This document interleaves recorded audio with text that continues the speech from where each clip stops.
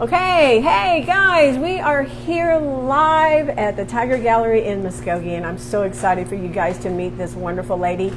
And again, this is Selina with Eufaula Artalks. I am your host, and I appreciate you joining us every Tuesday at 1 o'clock as we interview some inspiring people that have added to our art culture in and around Eufaula.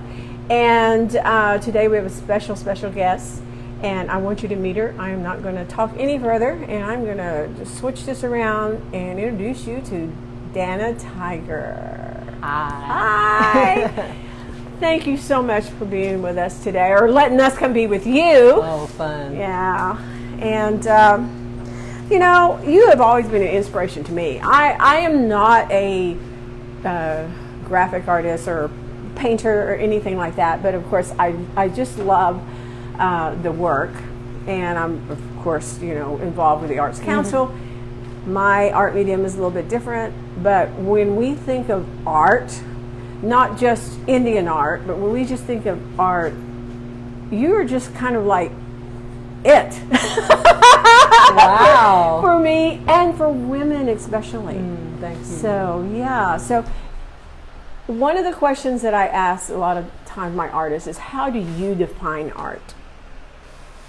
Well, I define art as life because that's my life. You know, it's the life of my children. We have this gallery. We practically live here. It's just like we get up and do art. We think about art. Everything surrounds itself about art, and it's a nice life. You know, it is a good life. Be able to speak your mind about what you feel, through the art. And that's what I've done. Yeah. And that's why I painted the women the way that I've always done, strong. Yeah, and I guess most in your art you depict women, warrior women, strong women. I mean, that's what we see mostly in your art. Mm-hmm. I guess there's been some with men, but primarily, is that just something you feel real strong about, or? Yeah, it is. My mom was a real strong woman. She was I idolized her when I remember idolizing her and just swooning when she'd come to school and the kids would be able to see her. It was just crazy. Aww. I mean, I just thought she could do anything, and she actually probably could, and so I just always saw that women could do anything, and the way that women were portrayed in the world didn't match up with the way I felt about them, that they could do things and that they were filled with, so it's all this wonderful stuff. So when I started my life as an adult artist, because I tried to fight it for a long time, I tried not to be an artist. But then I had to go back and try to be an artist after I was heading down the wrong road.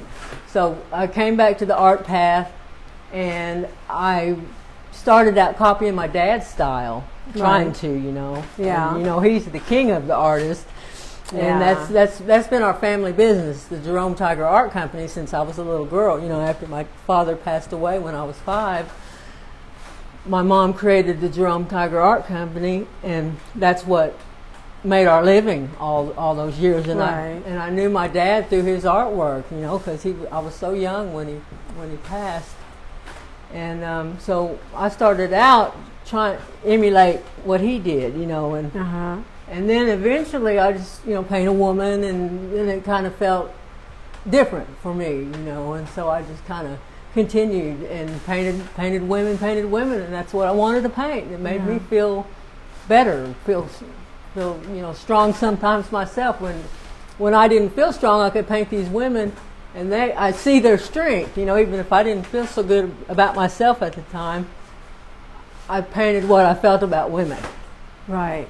So yeah, and that's awesome, and I know it inspires a lot of women. Oh. Talking about your mom and her being strong, and that this was your life, the livelihood for you guys. But also, it wasn't just that; it was a legacy. Oh yeah. It was a legacy. She was keeping that legacy alive. That's so true. And he was robbed from us in such an early age, and just really I mean, he was just at that peak where it was, you know, I mean, he was famous, but he was going to be famous. Oh, yeah. He was going to take over the world, you know, in the art world. Because he was only 26 when he died. Right. My son is 25 right now. My daughter is 27. Yeah. And they're just babies. You know, Yeah. I think about how did my dad do all that by the time he was 26? Right. And then I think about, you know, Michelangelo. I don't know. I mean, he lived to be in, I think, his 80s or something like that. My dad was as good as Michelangelo. Yeah. My dad, the full-blood Creek Seminole artist, could do anything, anything he wanted to do in the art world. Yeah. And so, you know, there's that legacy. And so that's probably why I didn't want to be an artist. One of the reasons, because how do you live up to something like that? How do you walk in those footsteps, Yes. right? But you found your own place. You found what worked for you, what made you comfortable. And basically, I guess you said it was a business, but you have made a livelihood out of it. Yeah. You have made a legacy out of it because not only that, your children. And so you told me 2 children? Yeah. And now do they both? Yes. Are they both artists? My daughter, she does drawings and paintings and digital artwork, and my son does sculpture. So that's, my dad could do, you know, he didn't do digital because of course there wasn't any digital back then, but he could do both. Dad could. I mean, paint and sculpt.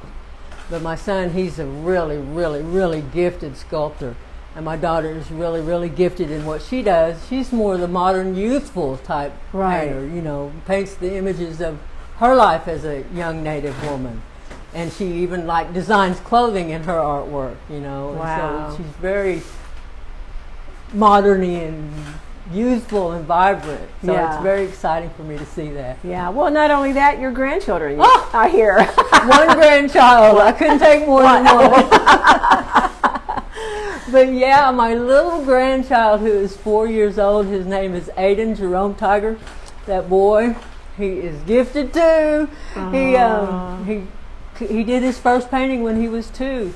Oh my. And it was not muddy colors. It was astounding to me.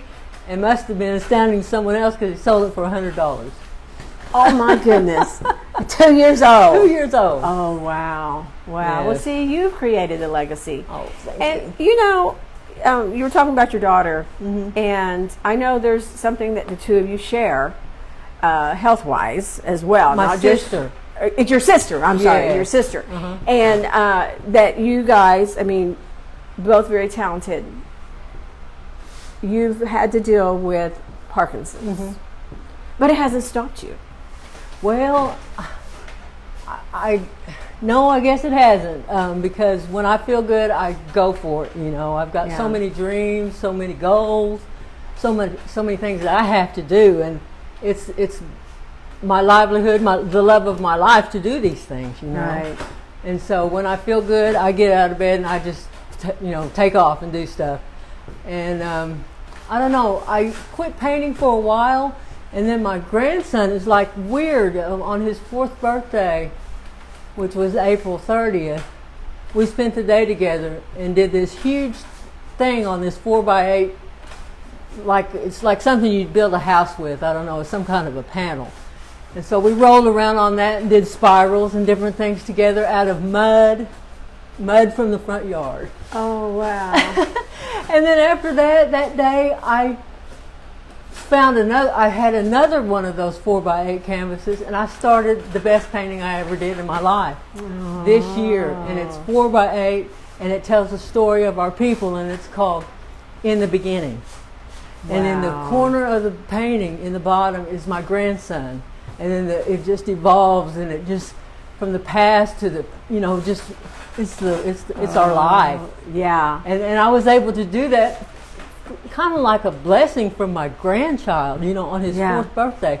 Because the day that happened like that, it was like my arm was painting without me even having to do anything, It was just going out there, and it was just happening. And May is a difficult month for us because that's the month that I lost my brother in 1990. my brother Chris. Right. He was an artist as well, and he was just 22 years old. He had come to me like a couple of days before he was killed and told me that he wanted to travel with me and be an artist like me. And so that's like that was like a precious gift that I'll never forget, you know.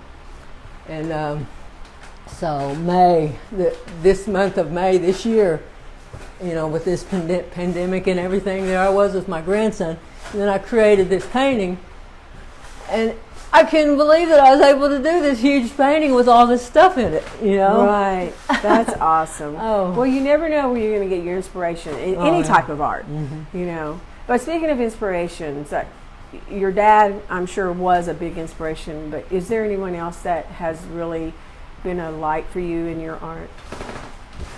Well, my uncle, his older brother, Johnny, we called him Uncle Tony because he helped raise us after Dad died. And he would make sure that we did art. In fact, we were forced to do art as children or we couldn't go play, you know. We had to do art, inner art shows. That was what we had to do. Yeah. So he was an inspiration. Probably either to not do art when I could make my own decisions. No, but really, actually, you know, he started us off after, you know, as children, as artists. So my uncle, he's an influence on me. And really, I've just been surrounded by tiger art.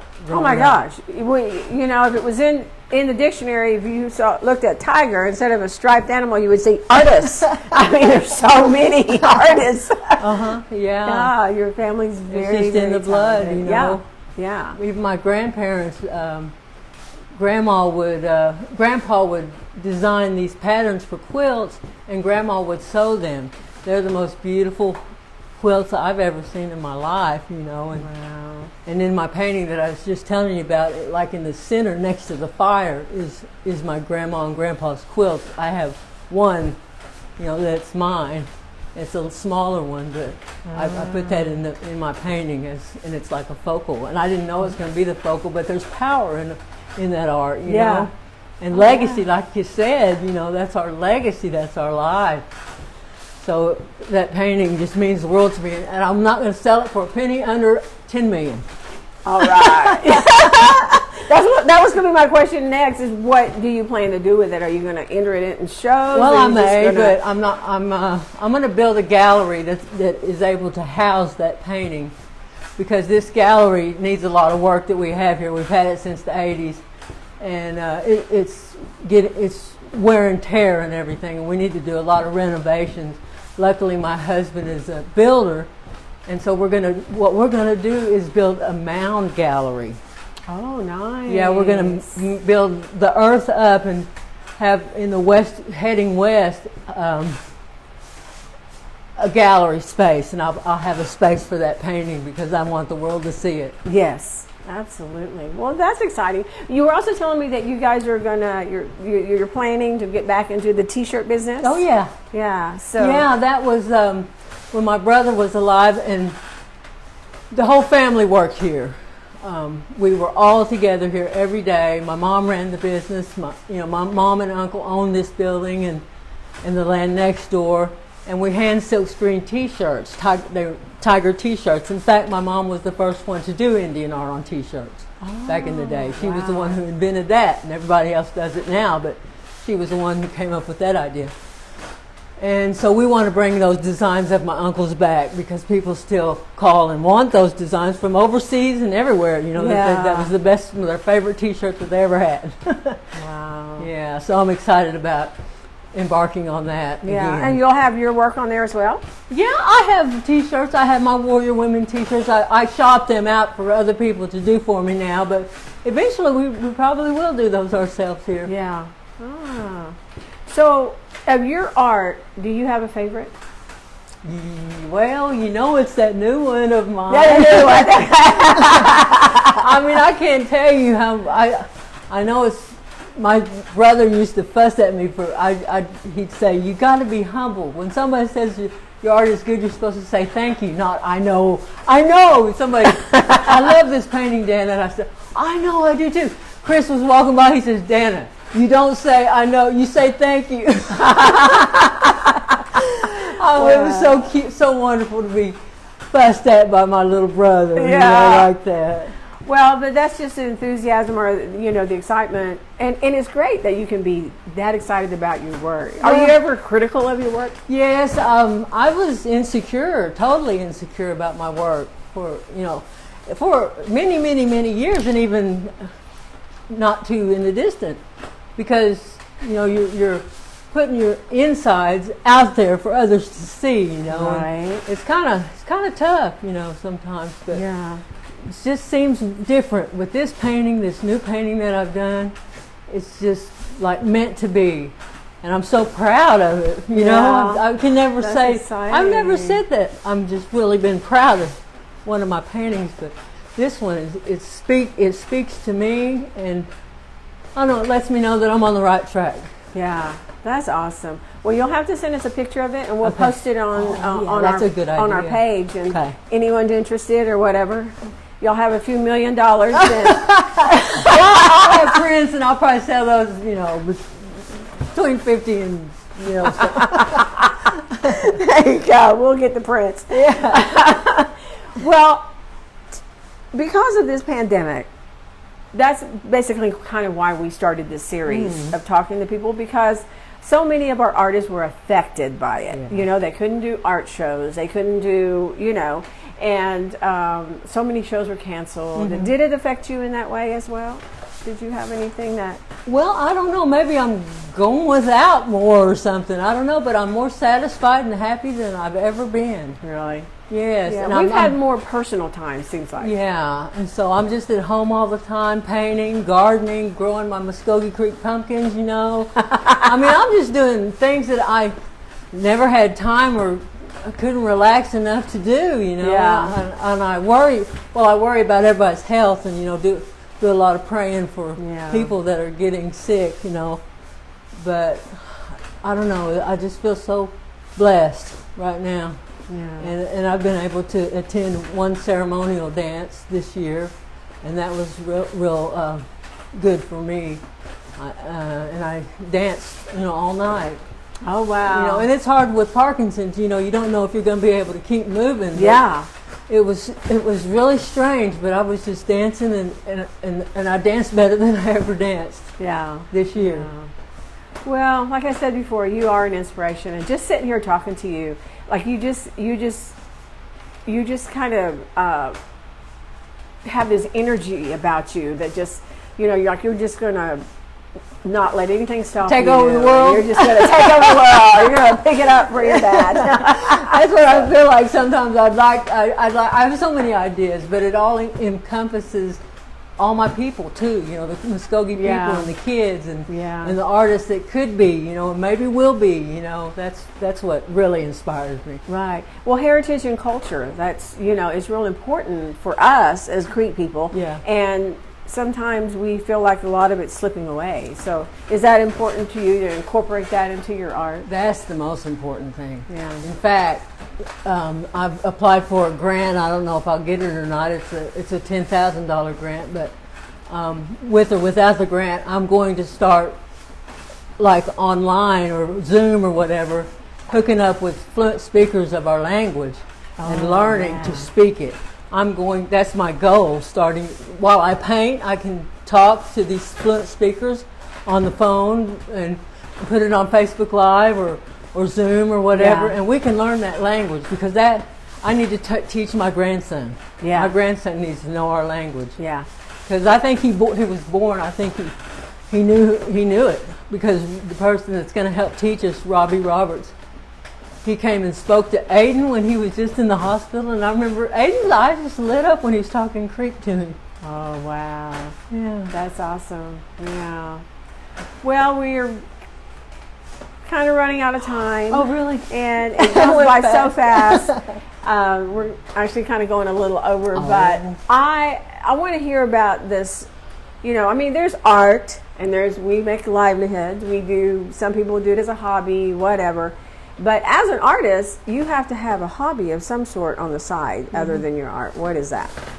Dancing. Dancing! And acting crazy, I guess.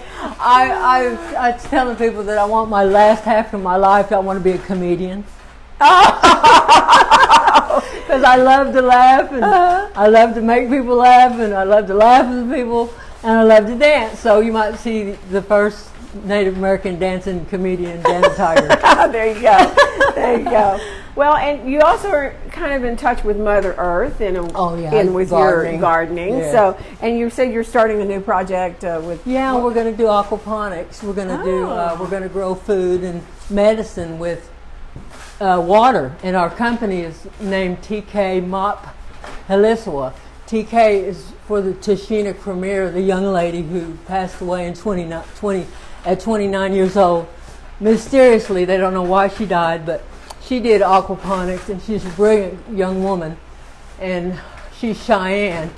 And so mop means water, and Heliswa is medicine in our language, so it's TK Mop Heliswa, and it's water medicine. Yeah. So we're going to do that with the aquaponics and grow food and medicine with that. Awesome. Wow. Yeah. Well, you're a lady of many talents, I'm telling you. Well, I hope we can do it. You know, we're just learning as we go. You know? Yeah. That's kind of the fun part of gardening. I've been doing the same thing this year. Oh, good. Well, now, any last parting words that you want?